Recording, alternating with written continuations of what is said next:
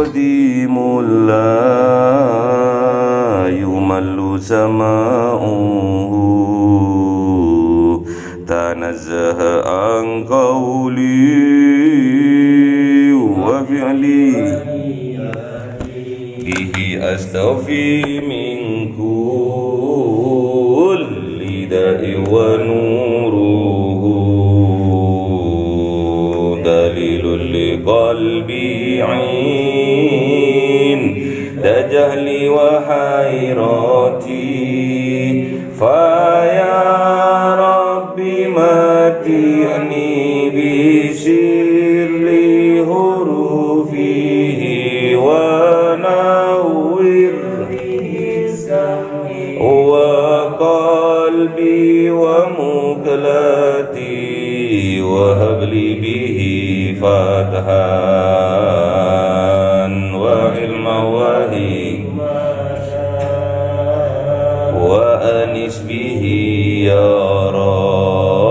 ربي في القبر وساتي وصل وسلم كل يوم وليلة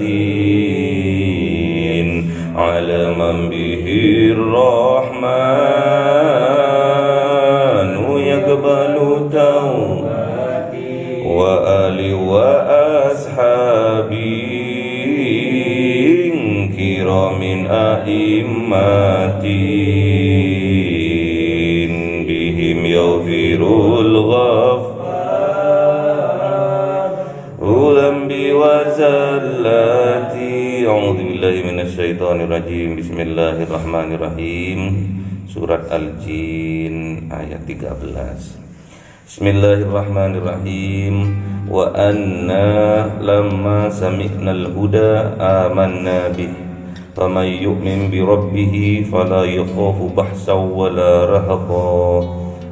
Wa anna, dan sesungguhnya kami, katanya jin, lanjutkan yang kemarin.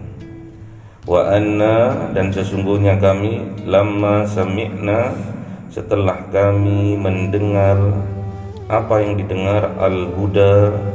Al-huda itu Al-Quran. Amanna bih, maka kami beriman kepadanya. Wa may yu'min, dan maka siapa orang yang beriman bi rabbihi, kepada Tuhannya, fala yakhafu bahsan, maka dia tidak akan takut bahsan, dikurangi pahalanya, dicurangi pahalanya. Bahsan di sini kehilangan atau pengurangan pahala, baik dari dicurangi maupun memang dikurangi. Wala rahaqa, dan penambahan atas dosa-dosa. Jadi orang yang beriman kepada Allah, dia tidak akan takut pahalanya dicurangi, dikurangi. Wala rahaqa, dan dosanya ditambahkan, dia tidak takut. Kenapa kau tidak takut? Karena Allah maha adil. Namun karena Allah maha adil, kita tidak boleh bermohon atas keadilan Allah. Ya Allah, adil dong, enggak boleh. Karena kalau Allah menerapkan keadilan, setiap kita melakukan dosa akan disiksa oleh Allah. Terus apa yang harus kita permohonkan kepada Allah? Anugerah dari Allah. Ya Allah, anugerahkan kepada kami kebaikan atas kami. Gitu doanya. Jadi kita nggak boleh bermohon, ya Allah, tolong adil dong, adil menurut Engkau. Bablas sampean. Setiap sampean berbuat dosa akan dapat siksa, itu adil. Dosa dapat siksa. Namun Allah tidak demikian. Allah itu Ar-Rahman Ar-Rahim. terus akan memberi anugerah, akan memberi kasih sayangnya kepada umat manusia. Wa anna, dan sesungguhnya kami, minal muslimun, sebagian dari kami ada yang muslim. Jadi bangsa jin dan bangsa manusia ada yang beriman, ada yang juga muslim. Wa minnal qasitun, dan juga di antara kami, dari kami ada yang qasitun, ada yang menyimpang dari keislaman. Maksudnya yang tidak beriman. Ada juga biasa manusia, ada yang beriman, ada yang tidak beriman. Jin pun seperti itu, ada yang beriman dan tidak beriman, ada yang muslim dan juga ada yang kafir, sama. Faman aslamah, maka siapa yang berserah diri,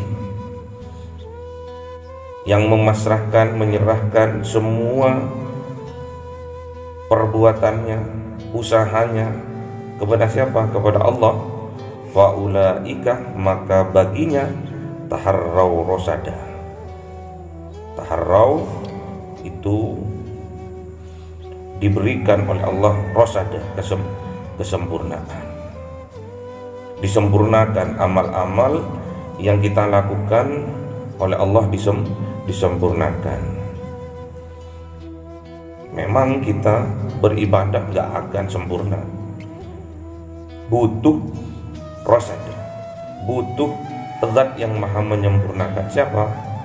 Ar-Rasyid, ya Rasyid, zat yang maha sempurna. Butuh Allah.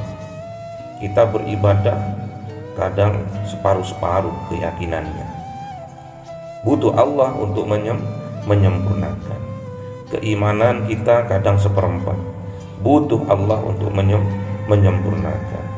Keyakinan kita kepada Allah kadang hanya 1/8. Butuh Allah untuk menyempurnakan. Menjadi akmalul yakin, kesempurnaan keyakinan, kesempurnaan keimanan. Butuh Allah, zat yang maha sempurna. Ya Rasyid, Ar-Rasyid, zat yang maha sempurna. Rosada, kesempurnaan. Jadi amal perbuatan kita belum sempurna, butuh Allah untuk menyempurnakan. Makanya kalau di thariqah itu butuh mursyid. Mursyid itu adalah guru yang menuntun kita ke arah kesempurnaan. Wa ammal qasituna, dan sungguh-sungguh bagi orang manusia ataupun jin, qasitun, yang menyimpang, yang ingkar, yang kafir kepada Allah, fakanu, maka ada bagi mereka li jahannam khataba, yaitu neraka jahanam yang isinya adalah api yang khataba, yang bergejolak, bergejolak. Apinya itu berkobar-kobar, mengawi-awi. Renio, aku udah rindu ambek koi, rindu gregetan udah. Neraka jahanam untuk membakar orang yang qasitun, orang yang menyimpang, orang yang melampaui batas dari syariatnya Allah. Wa allaw istaqamu, dan sesungguhnya seandainya manusia maupun jin istiqomah, mereka seandainya istiqomah ala thariqah, di atas thariqah. Banyak sekarang thariqah di sini adalah jalan menuju kepada Allah. Jalan menuju kepada Allah, thariqah. Ada syariah, ada thariqah, ada haqiqah, ada pun ma'rifah. Jadi ada ma'rifat, ada hakikat, ada thariqah, jalannya dan syariat pondasinya. Keempat-empatnya harus kita pegang, harus istiqomu, harus kita tegakkan. Sholat yang 4 makom ini harus kita tegakkan. Kalau syariah, sholatnya adalah maktubah, sholat 5 waktu. Kalau thariqah, sholatnya adalah daim. Kalau haqiqah, sholatnya adalah sholat wusta. Kalau ma'rifah, sholatnya sholat ismu azim. Itu keempat-empatnya harus kita tegakkan dalam kehidupan kita. La asqainahum, maka akan Allah curahkan kepada mereka. Kepada siapa? Yang istiqomah dalam thariqah, akan dicurahkan oleh Allah kepada mereka. Apa yang dicurahkan? Ma'an ghadaqa, air yang sangat lebat. Kayak kemarin oleh Allah, tatkala kita dimaafkan oleh Allah, maka akan diturunkan oleh Allah dari langit adalah air. Maknanya air apa? Lambang kehidupan. Kalau kita tidak ada air, kekurangan air, tanah saja akan tandus dan mati. Pohon-pohon yang di atas tanah itu akan kering. Apalagi kita manusia juga 90% itu anggota tubuhnya ini berasal dari air. 90% air kita ini. Lambang kehidupan kita itu air. Jasmani kita butuh air, ruhani kita juga butuh air. Air kehidupan, ma'ul hayat, air kehidupan. Jadi makna dari sini, kalau secara jasmani, secara zahir adalah kita akan disejahterakan kehidupan kita oleh Allah. Harta kita akan melimpah, harta kita akan banyak dan barokah. Anak-anak oleh Allah diberikan kepada kita, anak yang solehah, dan kehidupan kita seperti di surga. Kita akan sejahtera, damai, bahagia, selamat dari dunia sampai akhirat. Namun perlu kita ingat, tatkala ma'an ghadaqa, tatkala kesejahteraan itu, tatkala kebahagiaan itu, tatkala harta yang melimpah yang Allah berikan kepada kita itu, kita harus tahu diri apa Allah tujuannya memberikan ma'an ghadaqa kepada kita. Linaftinahum fihi, Allah akan menguji kepada mereka di dalamnya. Jadi di dalam kebahagiaan itu, di dalam kemakmuran itu, di dalam harta yang melimpah itu, ingat bahwa itu adalah ujian dari Allah kepada kita. Jangan sampai kita terlena. Tatkala kita diberi harta yang melimpah oleh Allah, kita jangan lupa bersyukur kepada Allah melalui lisan kita, melalui hati kita, dan melalui perbuatan kita. Melalui lisan kita perbanyak berzikir kepada Allah. Melalui hati, hujamkan di dalam hati kita bahwa semua kenikmatan, semua apa yang diberikan kepada kita itu hanyalah pemberian dari Allah. Dan dalam perbuatan kita harus, kalau kita kelebihan harta, kita mendapatkan kenikmatan harta yang melimpah dari Allah, kita infak dan sedekahkan di jalan Allah. Itu namanya bersyukur. Jangan kita terlena. Jangan kita menganggap kalau kita diberi harta yang melimpah oleh Allah, Allah cinta kepada kita? Belum tentu, karena itu ujian dari Allah berupa kesenangan, berupa kebahagiaan. Ingat, itu ujian dari Allah. Dan sebaliknya, berupa kesedihan, berupa kemiskinan, berupa kekurangan, itu juga ujian dari Allah.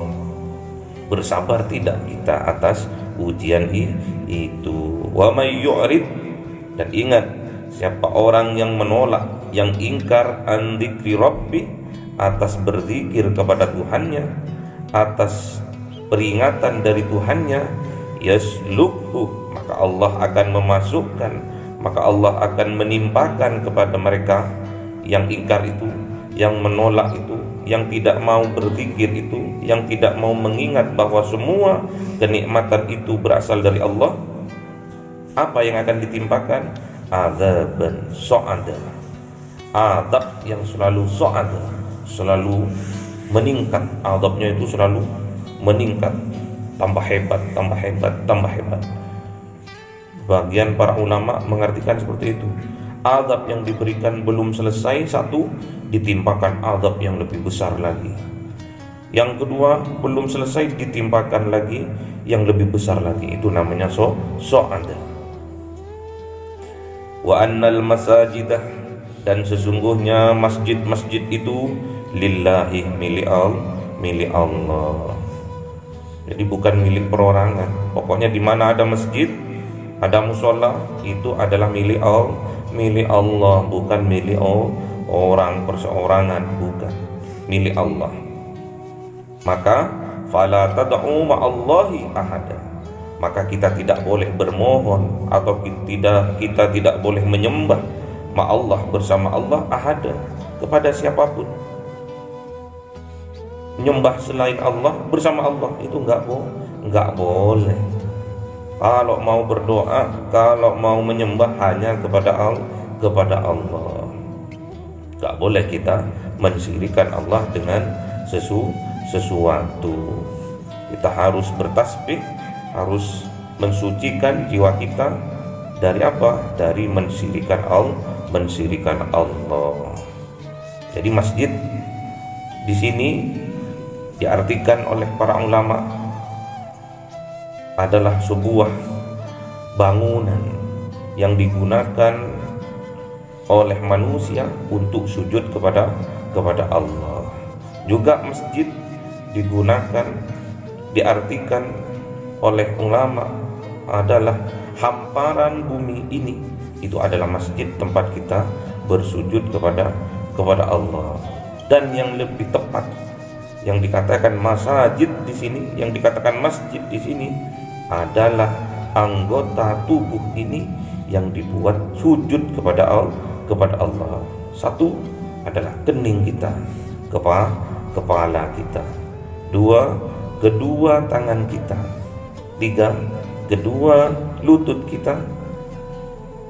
Dan yang satu, dua, tiga, keempat adalah ujung jari kaki kita.